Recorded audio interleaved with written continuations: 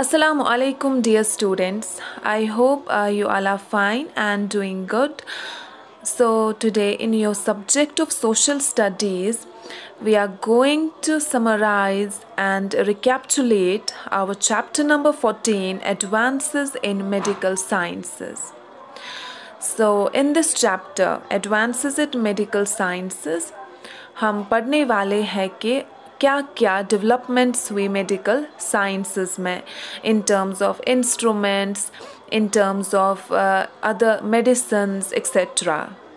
First of all will study about instruments.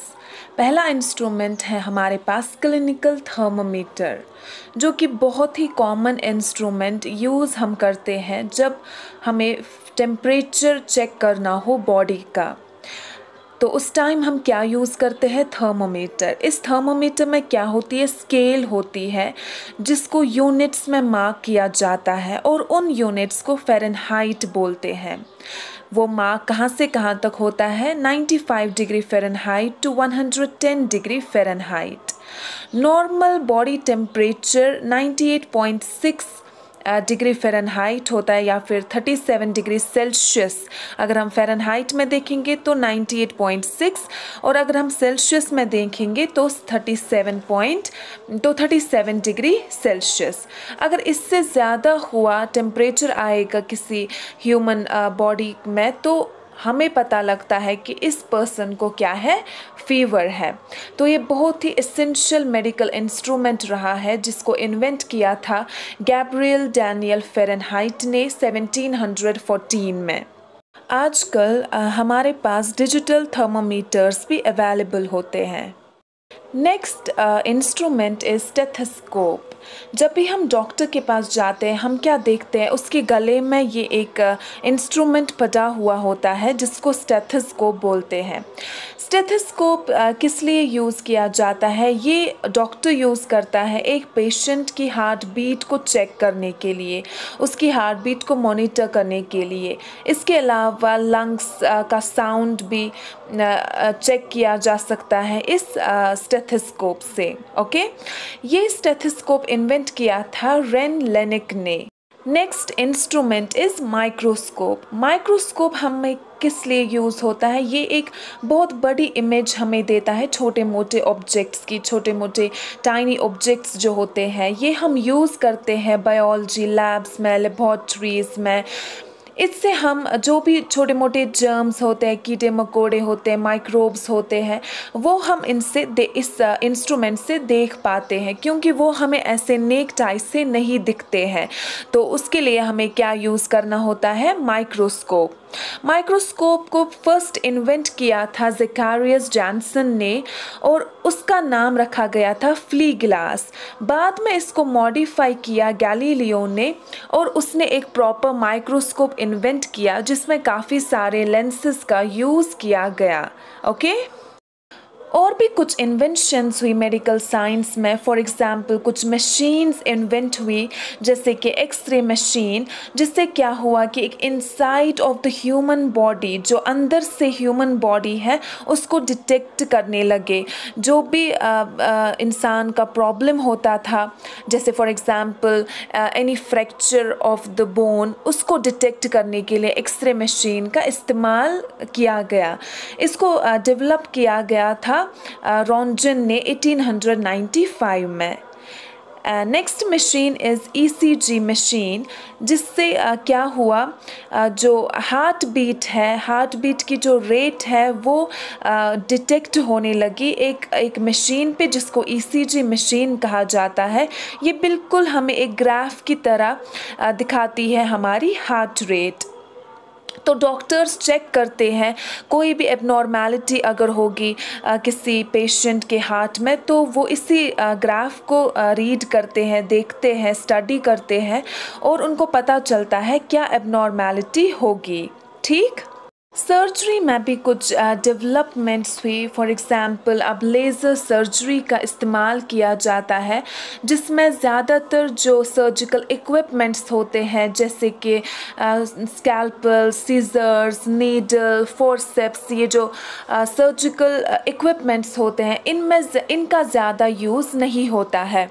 तो laser surgery काफ़ी easy होती है और उससे क्या होता है, उतना मार्क नहीं रहता है एक पेशेंट की बॉडी पे। ओके, सर्जरी का मार्क नहीं रहता है। So apart from instruments and other machines, we also have discovery of certain medicines that has done wonders in effective treatment of diseases.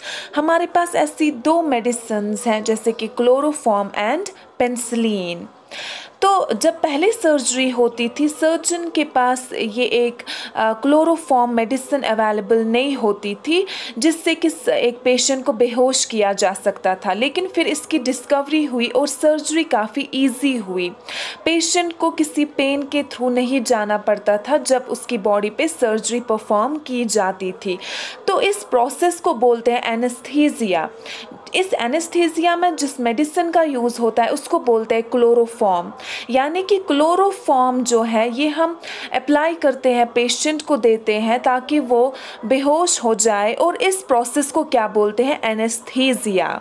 Okay, next medicine is penicillin, which was discovered by Sir Alexander Fleming in 1928। तो वो कुछ experiment कर रहे थे अपनी lab में bacteria पे, जहाँ पे उन्होंने देखा एक जिस चीज़ पे वो एक्सपेरिमेंट कर रहे थे उस चीज़ के इर्द गिर्द कुछ मोल्ड जैसा क्रिएट हुआ था, और उस मोल्ड की वजह से बैक्टीरिया जो है वो मर गए थे। तो उसी मोल्ड से फिर बाद में पेनिसिलिन क्रिएट किया गया, जो कि आजकल एक बहुत ही बड़ा एंटीबायोटिक है जो आजकल यूज़ किया जाता है। यानी कि जब से वो इन्वेंट हुआ तभी से उसका यूज़ हुआ बहुत बड़ी बड़ी बीमारियों को ट्रीट करने के लिए, जैसे मलेरिया है, ट्यूबरक्लोसिस है, प्लेग है, कॉलरा है। ओके, आजकल हमारे पास और भी एंटीबायोटिक्स अवेलेबल है, फॉर एग्जांपल क्लोरोमाइसिन, स्ट्रेप्टोमाइसिन या gentamicin. Next important thing is prevention of disease. ऐसी कुछ टेक्निक्स इन्वेंट की गई जिनसे डिज़ीज़ को एक ह्यूमन बॉडी से दूर रखा गया, जैसे कि वैक्सीनेशन। वैक्सीनेशन से क्या करते हैं, एक ह्यूमन बॉडी में वैक्सीन करते हैं जिससे उसकी बॉडी में इम्यूनिटी आ जाती है, उसकी बॉडी स्ट्रॉन्ग इनफ बन जाती है कि वो एक स्पेसिफिक डिज़ीज़ से बच सके, वो एक स्पेसिफिक डिज़ीज़ से प्रोटेक्ट हो सके। ओके, तो बहुत टाइम पहले स्मॉल पॉक्स भी एक बहुत ही कॉमन डिज़ीज़ थी और वो फैल रही थी, और इस डिज़ीज़ को इरेडिकेट करने का क्रेडिट किनको जाता है, डॉक्टर एडवर्ड जेनर को।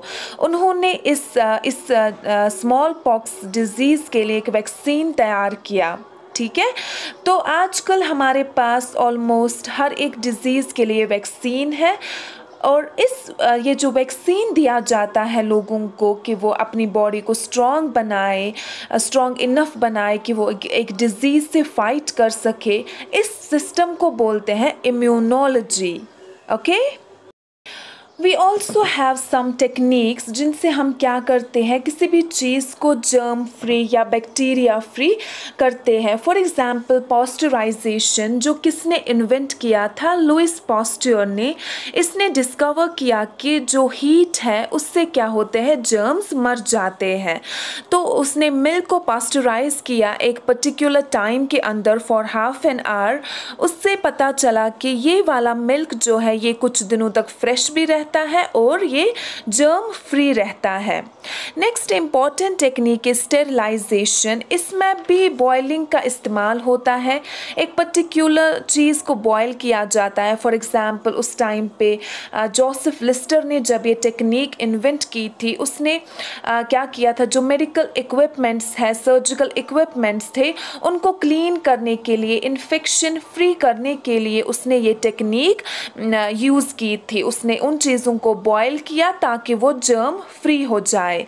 आजकल हमारे पास बहुत सारे एंटीसेप्टिक्स होते हैं to control and reduce infection. For example Dettol is the common antiseptic. Okay, so this sterilization technique was invented by Dr. Joseph Lister. So this was all about advances in medical sciences. Take care. Allah Hafiz.